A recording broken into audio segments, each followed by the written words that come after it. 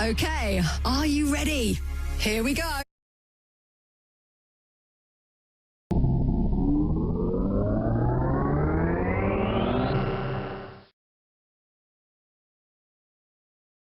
Tuesday. Good morning to you. This is Kay Adams with you till 12 on BBC Radio Scotland. It's Tuesday the 1st of October. That came around quick, didn't it? And the long-awaited BBC report into bullying allegations on Saturday night show Strictly has been published, with some but not all of actress Amanda Abingdon's claims upheld. Her former dance partner Giovanni Pernici says he's glad it's over. None of the serious allegations has been upheld. All the threatening, abusive, harassment behaviour allegation have been not upheld. Well, does that draw a line under the Strictly scandal for you? Are you happy to watch again, or has it changed things for you? 08085 92 95 00 is the number. Also coming up this morning, you might know him as this character. Name? Aldrich. First name? I'm not sure. You must have some idea. Well, it might be sod off. But it's TV legend Sir Tony Robinson, not Baldrick, who's joining us to celebrate Scotland's natural beauty. The husband of Nicola Bulley, who went missing last January, has spoken out in a documentary about his family's experience. I was getting direct messages from people that I've never met. They don't know me, they don't know us, they don't know Nikki, they know nothing about us. We'll be asking if social media's obsession with true crime is hampering investigations, and the chemistry teacher turned comedian asking some very direct questions. Mornings with live from BBC Pacific Quay. Across the United Kingdom and the world. This is what they want. This. Mornings on BBC Radio Scotland.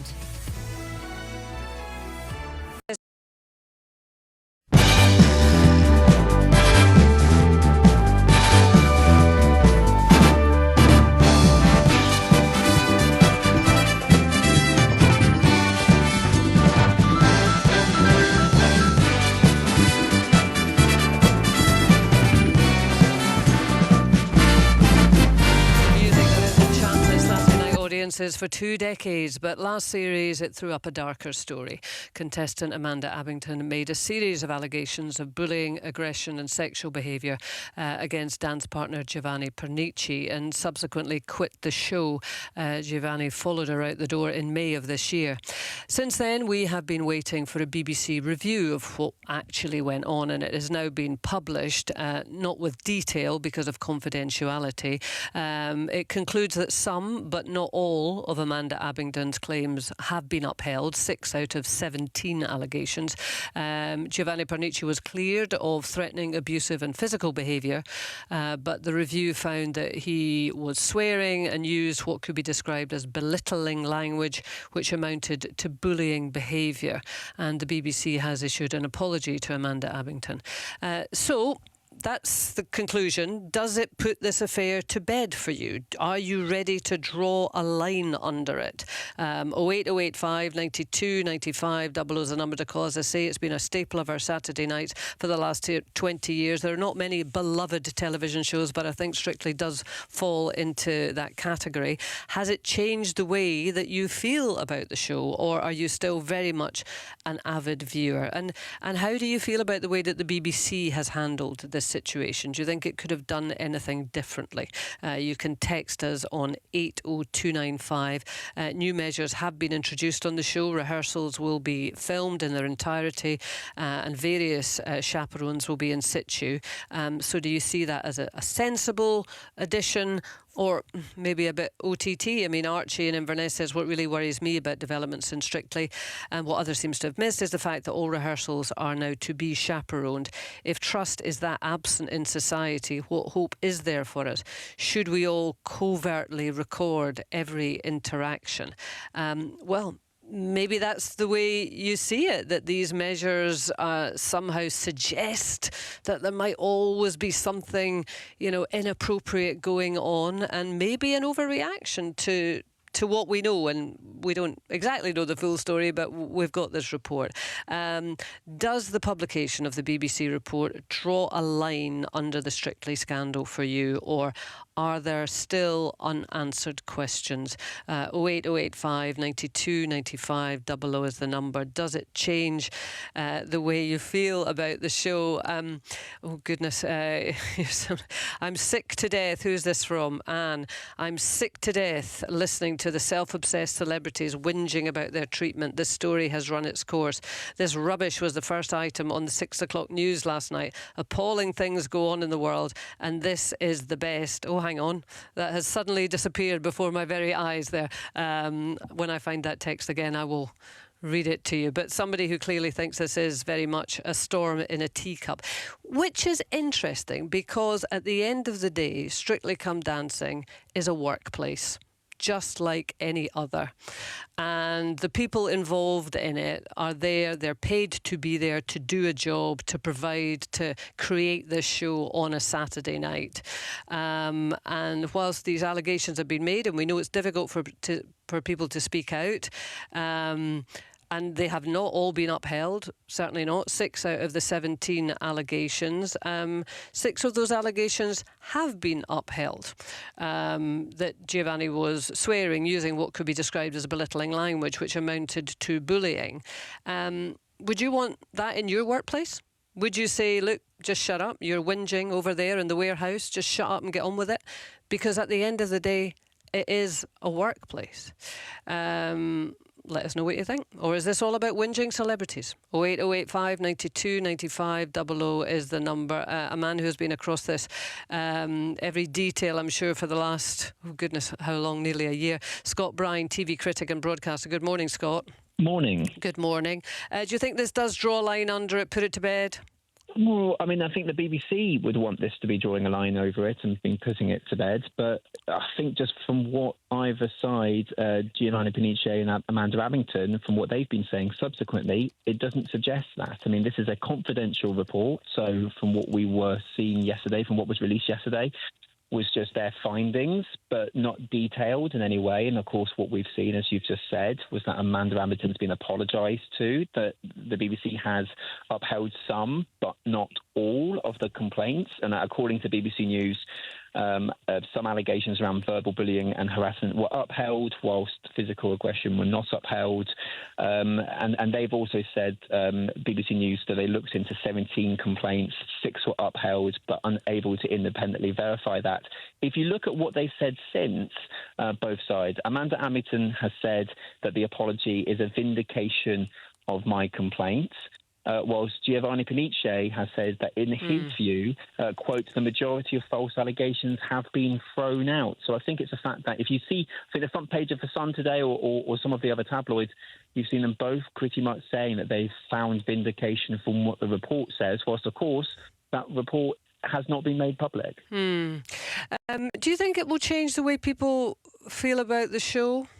Well, I mean, I think we're in a fairly surreal scenario of course, having the show on each week right now. And if you look at the ratings, they've taken a dip, but only slightly. It's pretty much, I think, in line of what it would be anyway. I think are changing viewer habits. If, of course, you watch Strictly Come Dancing each week, they've not made any mention to this. A lot of it has been, of course, what they've announced in terms of changes around chaperones, around having new welfare policies. That's been from what has been reported and beyond the show itself. So I think, I mean, to some Strictly fans, I think they still see the show being as the warm, upbeat show it's always been.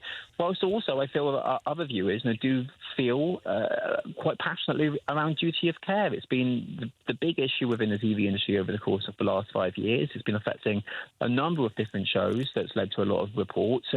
And those shows have taken a knock to its reputation because people feel that they want the people who participate in these shows to have as positive an experience as the show wants to indicate. So I would say it would be, it would be interesting to see how this pans out over the course of the series and the course of the next year. Will people just get back into the normal commentary around the different dance routines?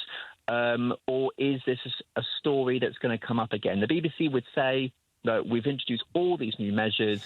I think the big test is that whether are these measures suitable and are enough. Yeah, well, but it's interesting also the way that Archie in Inverness, who texted in, sees it, you know, that if it's the fact that all rehearsals have to be chaperoned, then if that trust is absent in society, what hope is there for us? Should we all covertly record every interaction?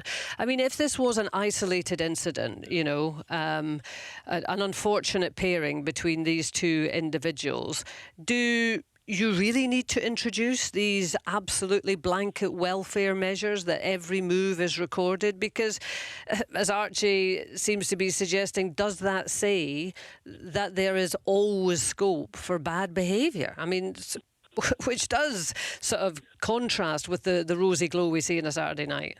I mean, I think it's also the fact that this has not been the first negative story that has been affecting Strictly over the course of the last few months. Of course, we've seen from what Zara McDermott has said in regards to her pairing of Graziano Di Prima, and that there were... And he was sacked. He was sacked, and there was footage from those rehearsals that she says, looking back, are extremely upsetting to watch. So I think at the time, because it was more than just one dancer being involved in various allegations, I think that is why the BBC felt that they needed to introduce these policies and put them in place. And of course, I think the BBC would rather be seen to be doing too much rather than too little, because of course, Strictly is one of their biggest programmes on. It's celebrating its 20th year. Mm-hmm. It's had huge recognition. It's one of their most biggest exports in terms of popularity, in terms of the money it brings in for the actual studios. So I think reputationally, I think they would want to do a lot. I mean, it is arguable, of course, according to whether it is in proportion. I wouldn't be able to know that because I don't have first-hand experience of being on there. But I would say that the BBC would be having, it would be more of a risk for the BBC to be doing too little with something like this happening again, or allegations like this happening again, rather than be doing too much. I mean, it's interesting. I've refound this text from Anne that was ripped from me, who is sick to death of listening to self-obsessed celebrities whinging about their treatment. There's appalling things going on in the world, she says, and this is the best that can be aired. She says, I used to watch it avidly on a Saturday night, but stopped a couple of years ago because of the childish and over-the-top behaviour of some people. I mean, it is such a sort of fantasy world, isn't it? It was meant to be a fantasy world to give people that level of escapism. But as I said, at the end of the day, it's just a workplace. And at the end of the day, although most of these allegations, the allegations of threatening, abusive and physical behaviour were not upheld, 6 of them were. You know. Yeah. I mean, I think that, I mean, it's clear that the policies, and the BBC have said themselves that the policies that they had beforehand were not suitable enough. And even when Amanda Abington first came forward to the BBC, she said that she apologised pretty much straight away.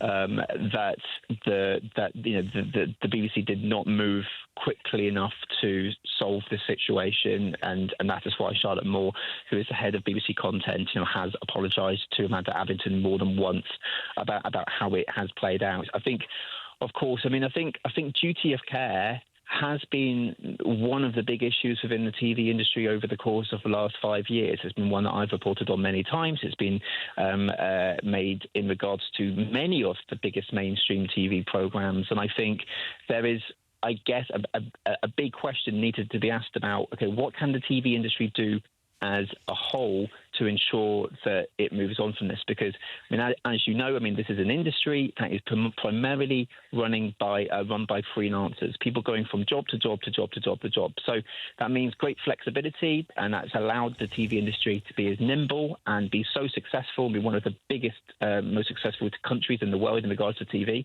But a downside to that, I think, is that when there are allegations or situations that happen behind the scenes, people may not feel right to come forward because, quite rightly, they are concerned that if they speak up about something that happens within their workplace, that will affect their entire career. They will not get booked onto future programmes by being a whistleblower. And it has to be said that Amanda Abington has said that she's now been diagnosed with post-traumatic stress disorder, that she suffered from anxiety, that she's been subject to death threats and rape threats. So, you can't imagine that's going to encourage people if they do feel that they have a grievance, and obviously that would then have to be investigated, but if they do feel they have a grievance, it ain't going to encourage people to come out, is it? I mean, that is also, I think, a question in regards to the role that, again, we've been having over the course of the last 4 or 5 years. What is the responsibility of social media providers so that people, this is even moving aside all of the situation in regards to Amanda Abbington. There have been many, many, many cases where people have just appeared on TV programs and they have received threats and abuse and intimidation from people who are just anonymous online. So that's a question around social media responsibility too. But I guess there is multiple questions, I guess, to be asked around the responsibility of broadcasters, the responsibility of independent production companies.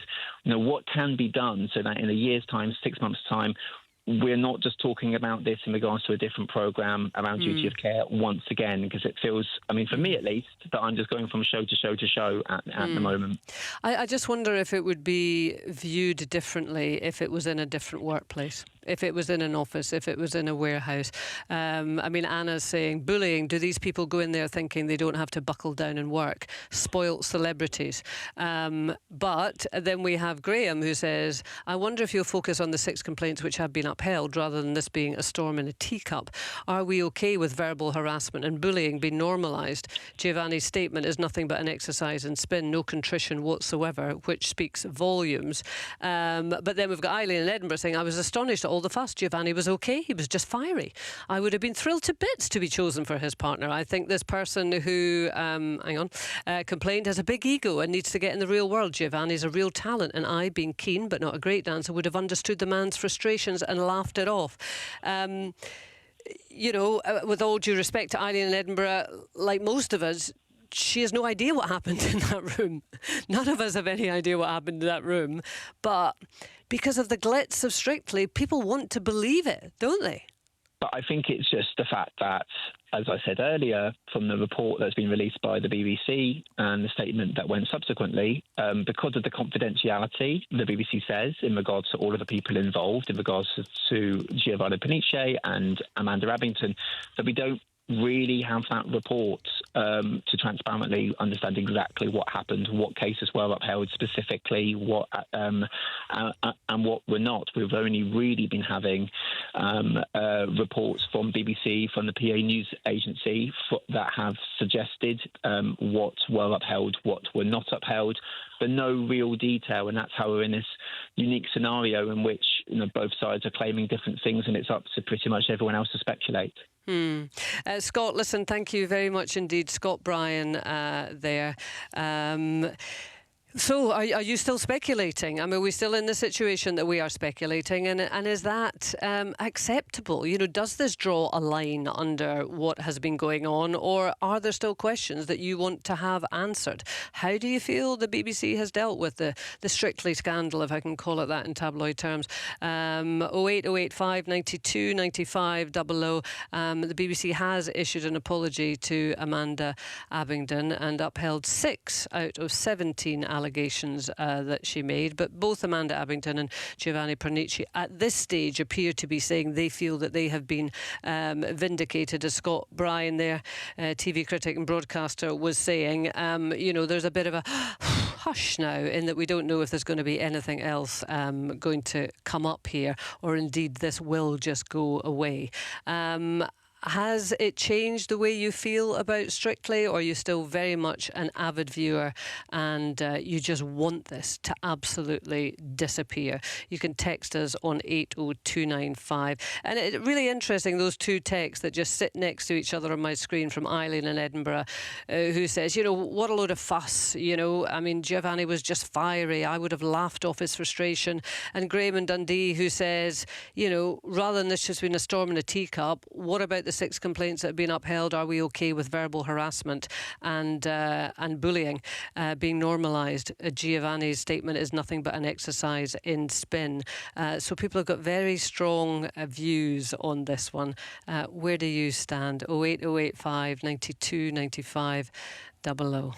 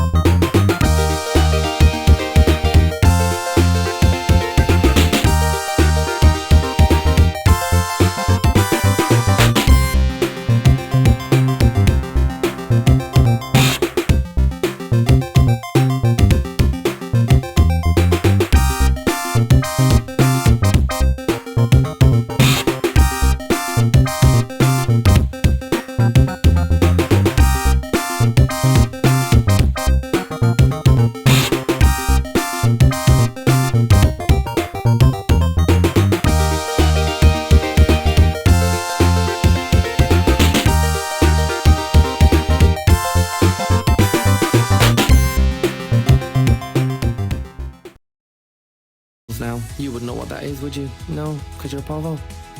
That's Shabazz Ali, the man who has reclaimed the word povo. Another sunny day, another bright blue sky. Another day, another young brother died. We have our These are the property things I went through expert when I was- with our own Mr. Blue Sky, Brian Gilmore, here to answer any questions that you have about buying, renting, selling or letting, anything at all, in fact, to do with property.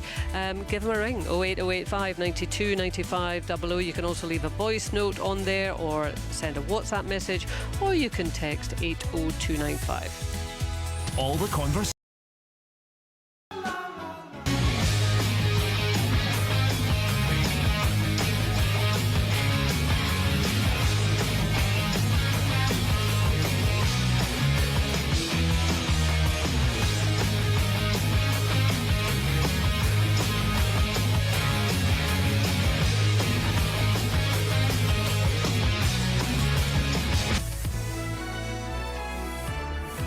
The radio, Professor Carol Huff, Professor of Onomastics at Glasgow University, devises 6 clues for us, and if you put them all together, or indeed work it out earlier, they should all lead you to one place in Scotland. If you don't manage to work it out, then at 11:30 you've got the easy peasy clue. It is an anagram today again, so hopefully you should manage to work it out before Professor Carol Huff pops up just before 12 o'clock. Of course, yeah, when you hear, I nearly forgot there,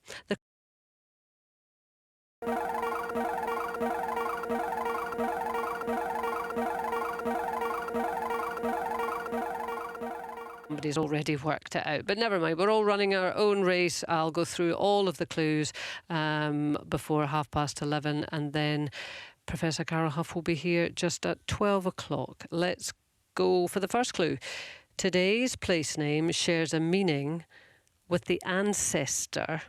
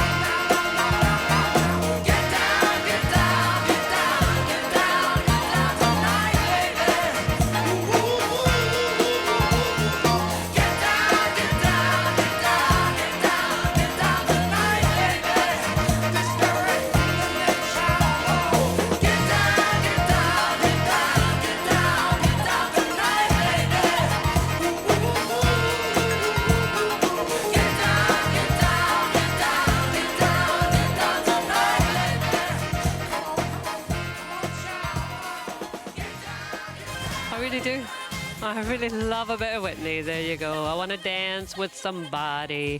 Now, listen, usually at this point on a Tuesday, I'm kind of chivying you along, saying, come on, get your name the place guesses in. You're a bit slow this morning. And indeed, you are slow this morning. But to be honest, I understand, because that first clue was a stinkeroonie, wasn't it, from Professor Carol Huff? She must have been in a bad mood, I don't know. Today's place name shares a meaning with the ancestor of the word field. Now, I didn't know that words could have ancestors, so I'm stuck from the get-go here. But this is the clue that she's given me. I'm just going to wait and see if we get any guesses on this. Have we got any guesses on this yet? Hang on, here's some smart person coming through. Today's place name shares a meaning with the ancestor of the word field. There we go. 80295. I know that's a tough one. I'm going to leave that one with you, but then I'll follow up with clue number 2 just as soon as I found out how to pronounce it, because I don't want to make a complete monkey of myself. Now, for many, he will always be Baldrick from comedy classic Blackadder, of course, but Sir Tony Robinson is also a keen historian and conservationist. He has been working with the National Lottery to celebrate key individuals who made an impact on heritage, amongst them Sandy Bremner, who is the convener of the Cairngorms National Park Authority. And he's here to tell us all about it. Sir Tony, how are you this morning? Very well. I'm still trying to rack my mind thinking what the ancestor word to the word field is. You've thrown me completely. Did you know that words could have ancestors? Oh, yeah. I mean, I spend a lot of my time thinking about Anglo-Saxon England, for instance, and all those old words gradually morph into the ones that we know now. Well, yeah, language evolves, I suppose. I've just never heard it referred to as an ancestor. But yeah, I guess it absolutely is. So tell us about this project that you're currently involved with then, Tony. May I call you Tony? Oh, of course you can. It's a really lovely project. I'm in Whitby at the moment, where there is a gale blowing, and I've just done an outside TV interview when I was practically being thrown into the North Sea, and I couldn't hear what was coming down the line, and all my notes were blowing away. I love doing that sort of thing. A bit of jeopardy never does anybody any harm. Yeah. But anyway, what I'm doing is we're celebrating 30 years of the National Lottery. And in order to do so, they've created this magnificent artwork in Whitby Abbey. And it's hard to describe on radio because obviously it's a big visual thing. But if you can imagine those Gothic ruins of Whitby Abbey up on the hill, and surrounding it and all over it, there is this on the ground, there's this enormous, elegant tree, and its roots are 7 different hands and arms, and it's all made out of biodegradable materials like charcoal and powdered milk and stuff. So it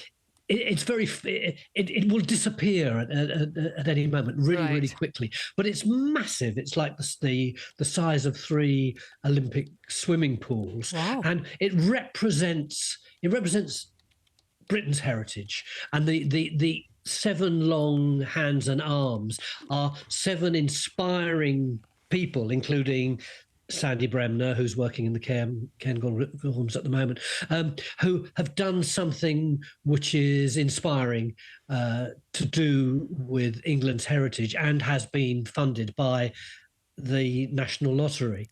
And I cannot tell you how beautiful this thing is. It went out on Look North, the local programme, last night, shot from a drone, because the only way you can really see it is from a drone. And it's just kind of zinged. This wonderful image of this gorgeous tree has zoomed all over the country. In fact, I was just told, just before we started this interview, someone has said it's iconic as the poppies were at the Tower of London. Oh, yeah, and that was beautiful. That degree of mega beauty. Yeah. Sorry if I'm burbling on a bit. No, not at all. And it's lovely. Excited by it. But when you've seen something that's had such an impact on you, it's lovely to hear that enthusiasm. And will we see you in the Cairngorms at all? Oh yeah, I'm really hoping so. The lovely thing about celebrating these 7 people, including Sandy and people like Tim Smith from the Eden Project, Teresa Anderson, who is running the Jodrell Bank Education Scheme, is that you get so inspired by all of them that you just want to go and see everything. And of course, yeah, going back to the Cairngorms makes enormous sense. I love going there. You know, I always used to think of it as just a very hilly place with lots of fir trees, mile after mile after mile. And now I realise the transformation that's taking place, and that's infinitely exciting. So where did your love and interest in history? Well, obviously you did Time Team for many years, but I mean it's a very personal passion for you, history, conservation. So where did it come from? Scotland is the answer. This is a brief answer. My dad was stationed in Aberdeen and Peterhead. Well done. That's good, Tony. Peterhead. Throughout the war, he didn't have a glamorous war, if that phrase means anything. He was a fitter of Hurricanes and Spitfires flying out of Peterhead, and throughout the war. But he was a young working class boy from Hackney in London, and so the adventures that he had throughout Scotland during the war really stuck with him. And I was born just after the war, so he was telling me stories which seemed to me from a long time ago, but were actually only from about 2 or 3 years previously, of his adventures in the war. And my mum was stationed in Reading in the WAF during the war too. And so I had all these stories coming at me throughout my childhood, which made me realise that, how can I say this? There was a time when my mum and dad were young and were having adventures, which means there must have been a time when their mum and dad were, and their mum and dad, and their mum. Yeah. And so I was actually part of, as it were, the continuum of time. And it wasn't a subject that was as natural to me as sort of breathing or walking. And I can remember when I was about 10, the teacher saying how when I went to my next school, there would be this subject called history. And I can remember thinking, why would that be a subject? It's just stuff you're interested in. Yeah. And so I've always felt that way about history. Yeah, I think that's a lovely way to put it, because we do tend to think of, we were having a discussion earlier, we talk about generations and different generations and old people and young people, but people are people, you know, who live their lives and go through, you know, very similar experiences, just in a different time period, but it's not, not born old. Yeah. We don't stay young. And it's so obvious that you'll probably wipe me off the air for saying it. But the thing about stuff that is happening now is it's happening now because of things that happened previously. And so to have that armory of knowing what happened previously means that actually you can be a little less stupid than you otherwise would have been. That's certainly true of me. So, you know, you're thinking about the Ukraine, thinking of what's happening in Gaza, thinking about what's happening on the Lebanese border. Why is this stuff happening? It only makes sense if you just look back, and you look back 10 years, you look back 20 years, you look back to 1921 when so many of the borders of Europe and the Middle East were drawn, all of those kind of things, and it actually makes sense. And the word history is kind of irrelevant, isn't it? It's just about making sense of stuff. Well, it is, though. You would hope that we would learn from past experiences, and unfortunately, I don't think we always do. And so, history, we're very familiar with you in that kind of territory. But do you have a real kind of love of the land, of natural history as well? Oh, very much. The tangible feeling of our landscape is phenomenal to me. And whenever the word Scotland is mentioned, somewhere deep inside me, there's that funny little emotion of me as a southerner going on holiday and driving over the border, and how suddenly, honestly, like magic, everything seemed different. Yeah. And when you crossed the border and you got out of the car for your first wee, and you were talking to people and they talked different, and it was just the whole thing. Well, it's always been magic for me. It's funny you say that, because, you know, I mean, obviously I'm coming in the other direction, but if I'm driving down the M74, I mean, it doesn't matter which way I'm going, driving past that signpost does something. And I do kind of reflect and think, this is bizarre because it's just a line in the road, isn't it? I mean, why does it evoke any kind of emotion from me? But it does. It's odd, isn't it? It's so tangible. It's weird, isn't it? And yet, we're as close as could be. Yeah. So how much more do we feel when we cross the border and go into Syria or something? Yeah, but you're comfortable in Scotland, it sounds like. I love Scotland. So much of my heart is with Scotland. And really, as I say, because there's so many stories that my dad told me about his naughty life in the RAF. So if there are any people that who look in Eastern Scotland who look remarkably like me. What was your dad's name? Think of my dad's adventures. What was your dad's name?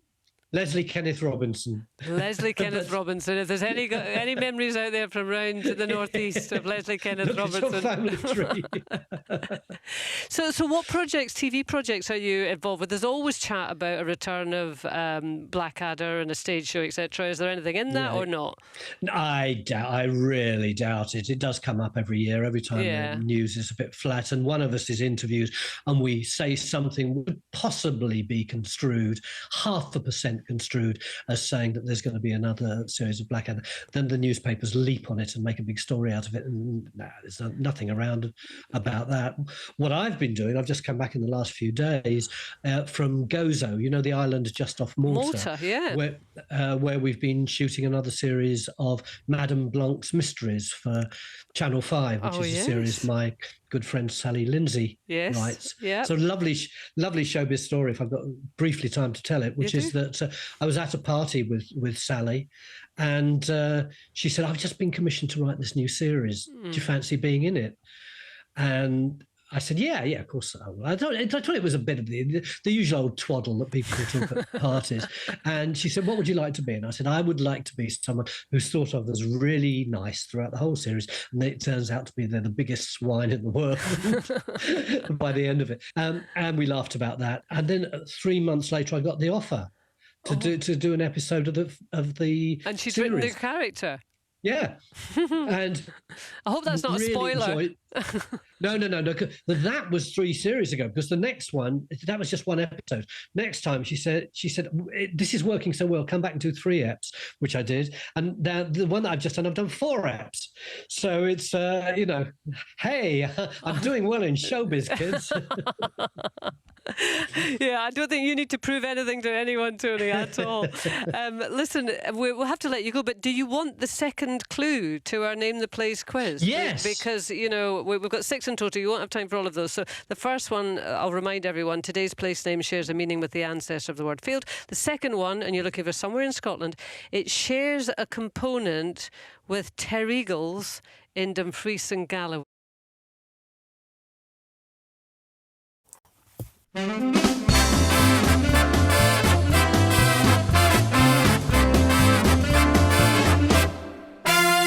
We're heading off to Glastonbury, we've never been there before. We're hoping for some sunshine, but expect the rain to pour. Coldplay, Athlete, Kaiser Chiefs, and even Fatboy Slim will go backstage to say hello, cause we're all friends of him. The Chris Moyle Show.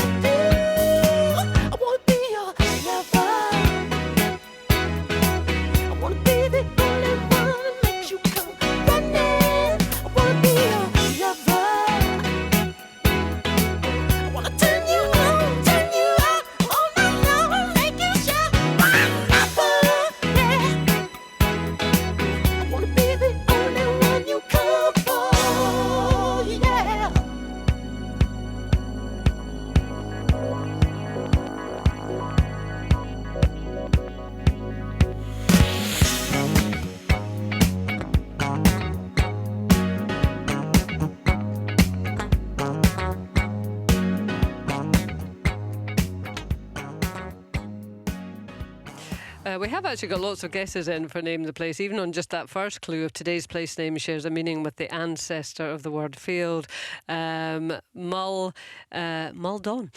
says, is it Dalry in Ayrshire? It is not. These are, you can strike all of these off your list. Lisbon End's going for Bishop Briggs. Yield Shields near Carluke. Aberfeldy, says Gordon from Dunning. Good morning, Kay. Good morning, Lynn. Is it Aberfeldy? It's not, I'm afraid. Lynn, Joanna's going for Aberfeldy too. In fact, loads and loads of people are getting Aberfeldy. Strike that off your list. It's not Aberfeldy. Alan Easticle Ride is going for Preston Pans. Jamfiers, have I said that correctly, in Fife? Could that be the place? That's from Graham in Douglastown. Angus, you've caught me out with that one, Graham. Bonnie Riggs says Janet from Perth. Muckert, that's Neil from Culloden Moor. Falls House says Tony in Lochwinnock. No, none of those are correct. You can strike all of those off your list. And I just slipped in clue number 2 when I was speaking to Tony Robinson there. It shares a component with Terregles in Dumfries and Galloway. Hi, Miss Scott. You're listening to BBC Radio Scotland. It's Connie McLaughlin. Chris, play some music, will you?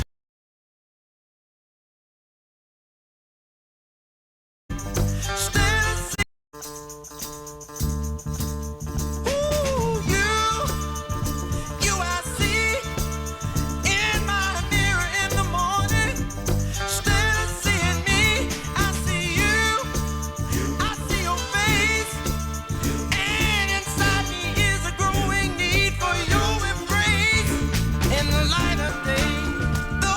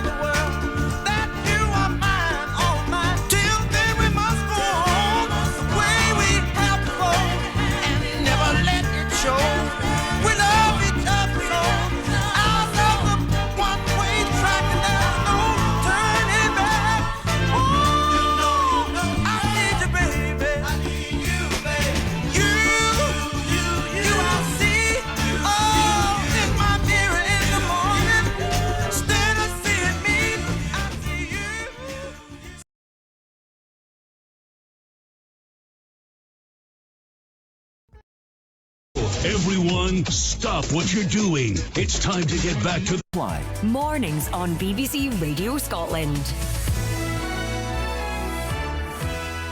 Despite the fact that the first two clues I've given you today have been absolute stinkers, you are still getting in touch with your guesses with gusto. Brian Gilmore's here, by the way. Morning, Brian. Morning. Morning. I'll not be getting in touch because I'm useless. Yeah, I know that. They're guessing with gusto out there, and I'm very impressed because did you hear the first clue? Today's place name shares a meaning with the ancestor of the word field, which I thought was a bit odd, but I spoke to Sir Tony Robbins and he went, no, it's not odd, which was a bit embarrassing. Clue number 2, it shares a component with Terregals. I didn't know how to pronounce that, to be honest, had to get it checked. Terregals in Dumfries and Galloway. They're not easy, are they? No, they're not. They're but they not never are for me. They never are. But anyway, you're guessing with gusto, and I appreciate it. Thomas in Airdrie says, I'm stumped at this one today. I don't blame you, Thomas. But he's going for Falkirk. Well, listen, that's always a good guess for me. I'm a Falkirk bairn. Kendo is going for Blair Gowrie. Ochtar Ardor says Hugh and Dumfries. Paul is also going for Falkirk. No, it's not, but I'll give you a clue in a little while. Brian Gilmore from Indigo Square Property is with us to check in just before the property surgery, taking calls from 11 o'clock. 08085 92 95 00 is the phone number. You can also leave a voice note. We've not had one yet. We're disappointed. We'd like one, wouldn't we, Brian? No, we absolutely would. Yes, yeah. we would. You can also leave a WhatsApp message, or you can text us on 80295. And just to maybe encourage you to leave that little voice note that Brian and I really want, we've come in matching outfits today, haven't we? We have. Yes. What colour would you call this? Oh, it's more of a mauve. Is it? No, it's not mauve. It's not mauve. Brian, it's not mauve. Sorry, I'm rubbish with my colours. Actually, are you... Heather? Heather, yes. Yes, I would say heather. Purple heather, obviously. Yes. All we need is a fleece and our names on the back of it, and we'll look like we're a delivery team or something. No, I think we look very corporate if you match up with the... We're matching with the microphones. Great chat for radio. We're matching up with the microphone covers. Imagine the colour purple, people. That's taken us in a whole different direction. Anyway, what we're here to talk about, property. Yes. Yes, we're here to talk about property. Brian is here to take your calls on property. Absolutely anything you want to know about the buying process, the selling process, the renting, the letting, getting finance, always a big one as well. And actually on that, Brian, I see there's now some offers to first-time buyers to borrow up to 6 times their salary. Is this good news or concerning news, or what? What's behind this? Well, what's behind it actually is more house prices. I would suggest it's more house prices down the further you get to, closer you get to London in the southeast. House prices are very high and out of people's reach. So it's trying to assist there, but it becomes UK-wide. As someone who when I sound overly keen. No, when I first bought my property, it was around 3 times average earnings. That's what I remember. Yeah. I remember my wife and I, you could get 2.5 times joint or 3 times one and 1 times the other, whichever was larger, you could go for.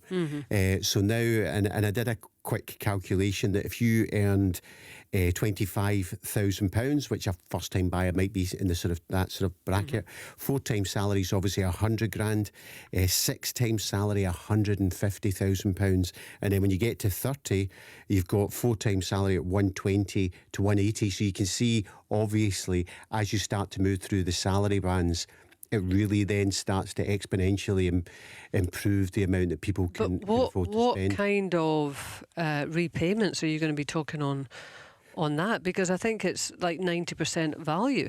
Yeah, and so that's the issue. I mean, again, I have 2 mindsets in it. I remember once somebody saying to me when I was just starting off, push yourself to if you're early on in your career and your house buying, push yourself to the maximum, because you'll either be earning more money in 3 or 4 years' time and you'll comfortably, go without some things in the first 2 or 3 years, and after a period of time, you'll comfortably be able to afford your mortgage, and it will minimise how many times you move house to go through so go to the maximum, because you'll either be able to afford it comfortably, or you'll be rubbish at your job, and it doesn't matter what your mortgage is, you won't be able to afford it.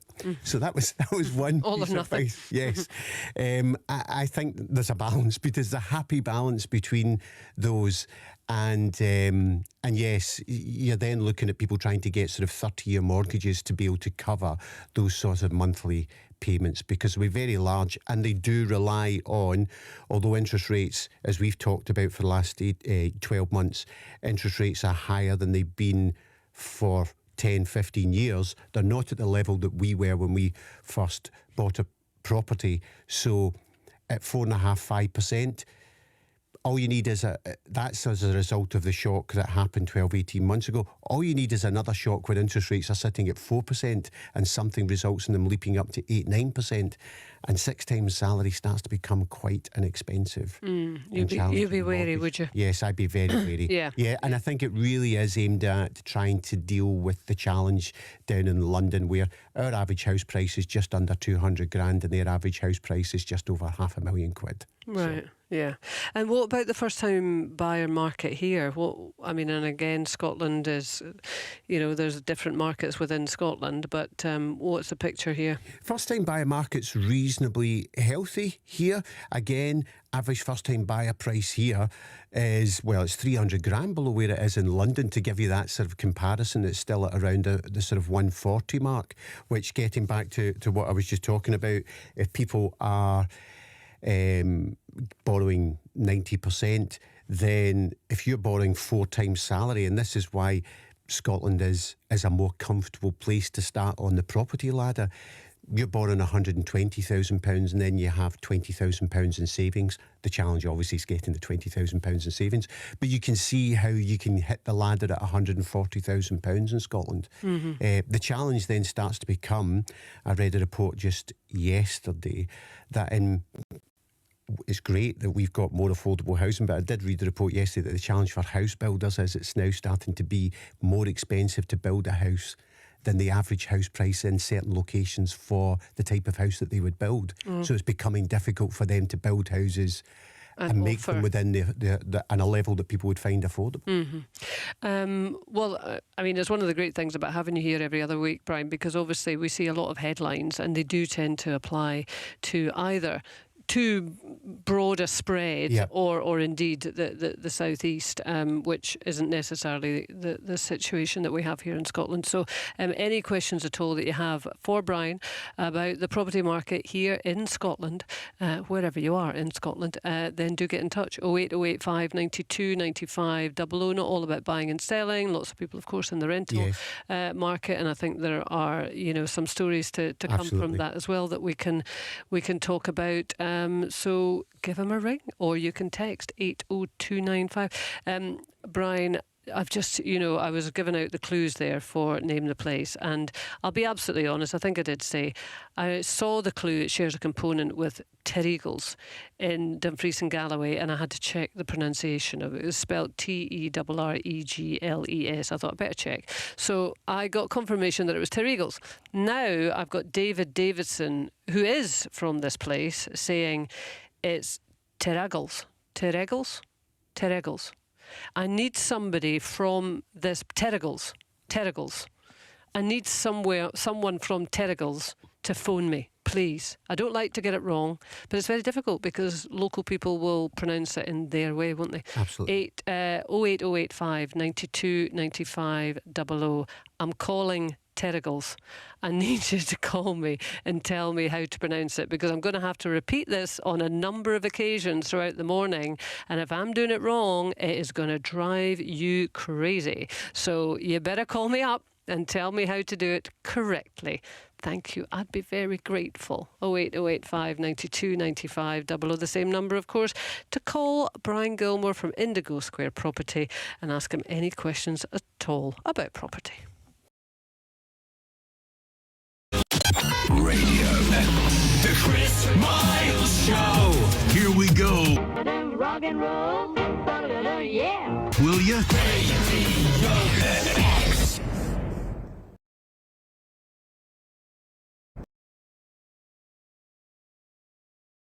Next Sunday, October 6th, it's our Halloween Spooktacular featuring Danhausen, presented by Kapow Comics, plus the Undead Bride, Sue Young. Reserve your seat right now at memphiswrestling.tv.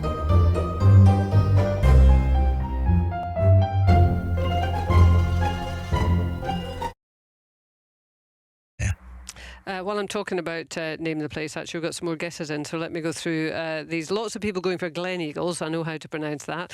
That is not the answer. That's from Ian in Airdrie, that one, but there's quite a few people coming in with that. Eaglesham says Colin in Portobello. Blair Athol, that's from Martin and Forres. Andlin and Ellen. Auchentoshan, that's from Josie and Duntoker. Julian Letham, a regular, is going for Kirkintilloch, as is John and Paisley, also a regular. Look, they're in sync. Brian in Dumfries is going for Falkland Palace in Linlithgow. So strike all of those off your list, people. Mary in Dumfries. Thank goodness, Mary. Morning, Mary. Mary. Yes. Hi, Mary. How are you? I'm fine. You are my saviour. Tell me how to pronounce it. It's Terregles. The emphasis on the second syllable. Terregles. Terregles. Yes. Does that sound right? It. Yes, that's perfect. Thank you, Mary. Terregles. Excellent. Thank you. I will say it with confidence for the rest of the programme. I'm very, very grateful, Mary. Thank you. She's from Dumgreet and Galloway. I've got it from the horse's mouth, if that doesn't sound impolite. Mary, thank you. You're a star. Terregles. There we go. Oh, I'm going to enjoy it now. I was worried about it.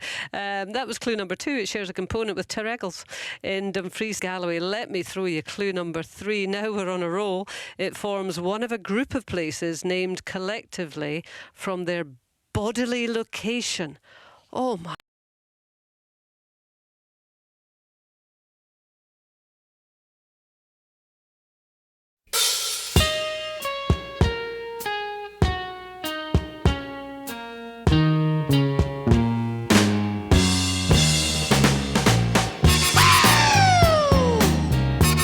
Shucks.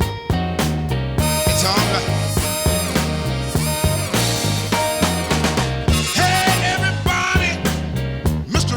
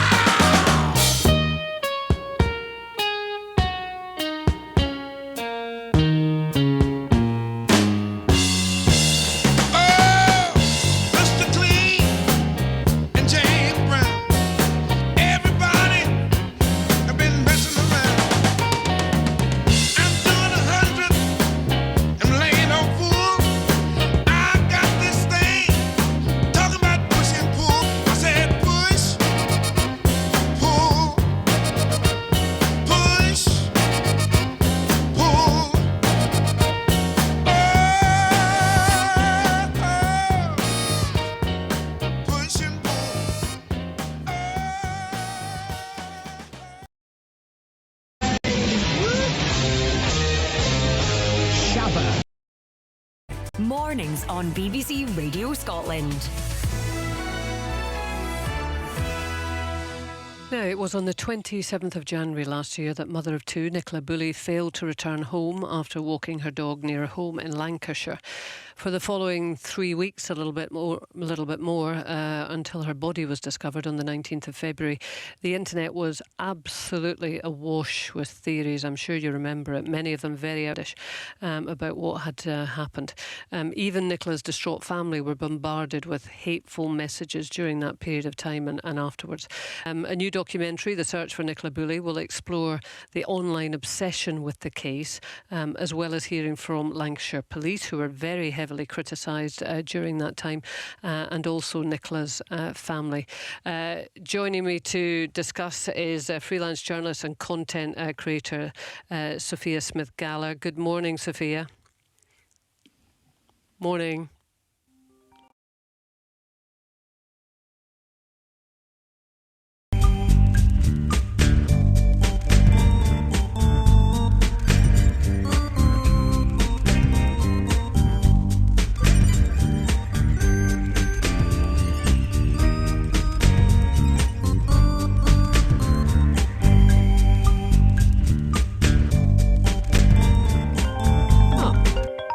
Lovely. We'll sort out that line. We've also got former Secretary General of the Scottish Police Federation, Callum Steele, and solicitor specialising in internet and social media, Yair Cohen. Good morning, Yair. Very good morning. Good morning. I'm glad I've got you loud and clear. Let me just check who else I've got with me. Callum, are you with us? I am indeed. You are. Morning, good. Good morning. And do we have Sophia? I think we are still waiting for Sophia. Callum, thinking back to that period, 18 months ago, from a policing perspective, and I mean, I know you don't have any inside, I'm not looking for any inside commentary on this, but watching it as someone involved in policing, what were your thoughts? Well, I think the main thing that came to mind was that it reinforced a long-standing theory that exists, that when it comes to life, there are three things that everyone is an expert in. One is how to manage the sporting team of your choice. The second is how other people should bring up their children. And the third is how the police should be policing. And that case in particular was probably one of the most vivid illustrations, although you could argue that the death of Jay Slater in Spain and his going missing and his body being found would be another example of the online expertise that comes in the shape of very helpful, not commentary from those that happen to be unfortunate enough to have a social media account. I mean, I guess people have always had opinions on how the police are policing, and particularly with investigations which gain such a high profile. And, you know, it was such an unnerving woman, mum of two kids, out walking the dog, her normal routine. She went to the place that she normally went, and then she just apparently disappeared. So unfortunately, it was one of those cases that drew attraction for very obvious reasons. But people have always had opinions. But then you enter social media and kind of allows those opinions to grow and legs and grow at an incredible pace, doesn't it? Yes, and people have always had opinions and have never been shy to express them. The one thing, of course, that social media changes is the speed and the immediacy with which people's opinions are expressed. I mean, the willingness of people to offer assistance, in inverted commas, or guidance to the police is not new, and I'm aware of cases going back over decades, long before the existence of social media, where people would write into the police, including mystics and psychics, offering the insight on how investigations should be ongoing. But I suppose the barrier act of having to put pen to paper, a letter in an envelope, a stamp on the envelope, and then take it to a post box, stops those that just have a passing interest from sending their note of interest to the police in a way that social media just doesn't lend itself to. And often the police appeal for public help. You know, they say, help us. Did you see see anything? Did you hear anything? Can you give us any information? So there is also that relationship between the police and the public. But certainly in this case and some others, it seemed to have crossed over. I mean, Sophia, morning. Have we got you now? Hello. Hi. How are you? You followed the Nicola Bulley case at the time, sort of not through social media, but you were observing the social media activity, weren't you? Yes, I was. I was doing a lot of investigation of the TikTok search bar in particular and how content creators specifically, but not only in the true crime space, were making content around what was happening. And we were essentially seeing an what I would call an unethical content explosion in real time. We were seeing people make videos that were not adding any kind of value that could possibly help the police or the family. We were seeing misinformation, and we were even seeing really dodgy, quite macabre search recommendations being recommended on TikTok based on what users were searching for. So it was almost this vicious cycle of really unpleasant supply of videos, but demand as well from users that really didn't help the situation. Well, just for people, and lots of people don't know the workings of social media. I don't know if anyone knows the workings of social media, but when you say being recommended, what is that process? Yeah, so when people use a platform like TikTok, for example, but this would go for other social media platforms as well. When you're using it, there's a search bar at the top, and some of the time that search bar may be totally empty. Other times, particularly on TikTok, there will already be a recommended search in there. And the idea is that encourages you to stay on the app because it hopes to recommend you something interesting, something that you think, oh, yeah, I would like to see more of those. You know, at the moment, I'm planning a wedding. I keep getting wedding dress inspo fill up in my search bar because it wants me to stay on the app and consume more content. It makes them more money. During a horrific case like what happened with Nicola Bulley, there were searches appearing in that bar that were not nice at all, and TikTok was doing nothing to remove them. Right, okay, and clearly people were clicking on them. Yair, as Callum has said, you know, there have always been people with very strong opinions on how investigations are carried out, and they're not scared to voice them. Is it just the job of professionals to screen that stuff out, or are we now in a situation whereby it can actually be problematic for investigations? Probably the latter, because clearly policing is a social thing. It's not just a profession. So police would always encourage, not always, and in most cases, members of the public to assist with policing. And it is difficult to imagine at a time of a lot of pressure, a lot of stress, a lot of resources going into trying to locate a person as a matter of urgency. Then the police will then find the time and resources to start going through social media and filter out the post. I think that is completely unrealistic. It will just not going to work.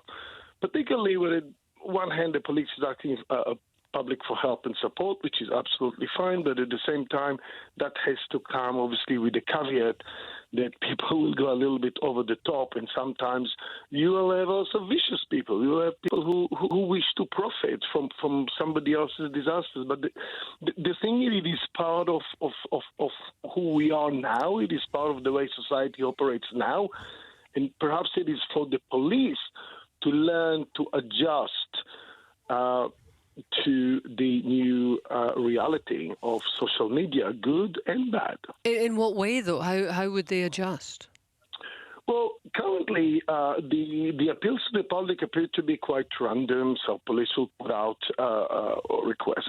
I think police will need to start thinking about creating effectively another layer of policing, which is done by trained volunteers. There are a lot of people. It could be perhaps 100,000 people or so in this country that will be willing to cooperate on a voluntary basis and to genuinely try and assist using social media, using the internet, using open source intelligence, mobilizing people. But there will be another level of control. So police will be almost like a reserve army. There will be that reserve force, but they will be very, very well trained. But currently, everything seems to be quite random. Police will be asking for support, and then they will know what to do with it because they will naturally be overwhelmed with that. So we do need to rethink policing. Yeah. Callum, would you agree? Policing is constantly being reimagined and rethought, and I'm not